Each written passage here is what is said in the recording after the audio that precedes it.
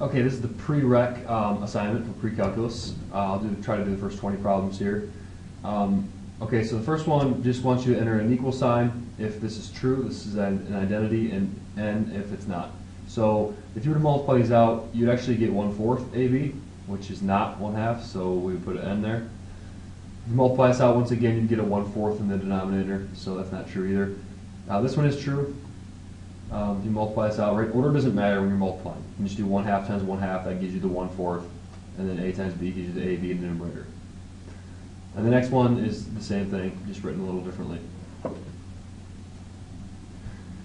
Okay, the next problem then, it wants to know if this is true. Okay, so it says enter T if it's true and F if it's false. That is true. Order doesn't matter when you're adding. That's the commutative property of addition. This is not true, however. You cannot take the square root of two things when you're adding. You can only do that when you're multiplying. You can try with numbers if you want. 1 squared plus 2 squared, take the square root. That does not equal 1 plus 2. It does not equal 3, because 1 squared is 1, 2 squared is 4, it's the square root of 5, not 3. So you can see how it doesn't work with numbers. You can try it. You cannot take the square root of each thing individually. You can when you're multiplying, and only when you're multiplying. So if you have a squared times b squared square rooted, that does equal a times b. So this would be false. And then anything raised to the 0th power is 1. So that is true. This is a pretty simple problem. Make sure you follow your order of operations. 0, this should give you 8.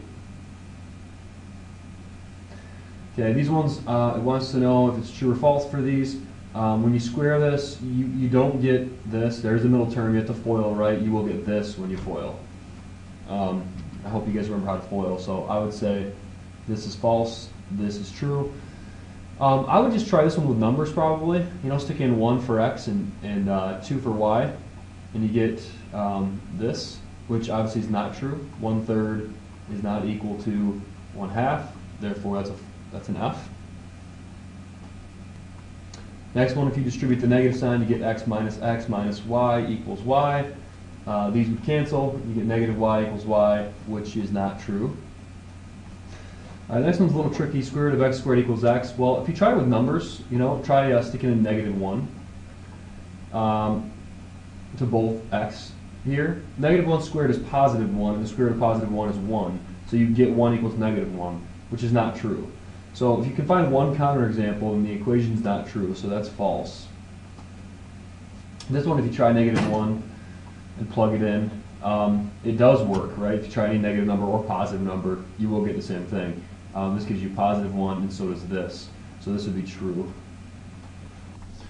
Once again, we cannot take the square root of each of these individually.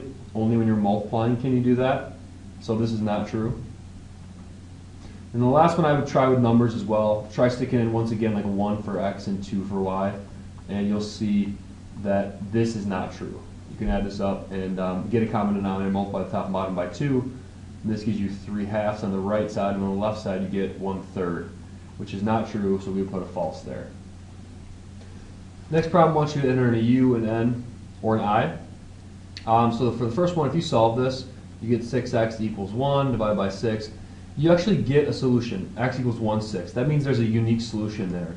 That means basically if you were to graph this, you'd see a line that goes through 3 with a slope of 6, and then x equals 4, y equals 4 is the other line. And there is an intersection point between those two lines. There is a unique solution there. For the next one, if you solve this one, the 4x's cancel and you get 6 equals 3. That's a contradiction. And anytime you have a contradiction, that means no solution. So we're going to put an N there for no solution. Basically, if you look at these graphs, you've got one that goes like this, one that goes like this. There's no solution. They're parallel lines. All right, for the next one, you can either pull out your graphing calculator or you can try to solve it algebraically. I'd probably try to solve it algebraically and cross multiply. And so you get this. And then I would subtract 3x from both sides and subtract 3 from both sides. And you get 3x equals 1, so x equals 1/3. That's a solution. That's a unique solution, so we would put a u there. These are both hyperbole, they look like this. So there must be a unique solution somewhere that we could solve this with. I would do the same thing for the next one, cross multiply. And then just simplify, so that's 12x plus 6. Subtract 6x from both sides, and subtract 6 from both sides, you get negative 3 equals 6x. So divide both sides by 6, you do get a solution, x equals negative 1/2 in this case. Doesn't matter though, that does mean there's a unique solution, because we were able to find one. Alright, next one, if you FOIL out this right here, you get x squared plus 3 and 6 make 9x when you add the middle terms together, and then plus 18, which is exactly the same as it's on the right side. That means there's an infinite number of solutions, because no matter what you plug in for x, you get the same thing on both sides. Alright, and then the last one, if you distribute, you get 12x plus 6, which is exactly what you have on the right side, so that's also infinite number of solutions. Next problem, if you multiply both sides by 7/3, to solve this, you get x over y equals 42 over 15, and that's what we're looking for, only you do want to simplify this. 3 goes into this 14 times, and goes into this 5 times, so you want to enter in 14 and 5 here. Next question says, after a 5% raise, your new salary is $94,500. So the question is, what was your salary before? Let's use S for salary here. So our original salary plus a 5% raise times our salary, our old salary, gives us our new salary. That's the equation you want to set up when you transfer from English into math. To solve this, then, you just add these two terms. 1.05S equals 94,500. And divide both sides by 1.05, and that should give you your answer, about 90,000 in this case.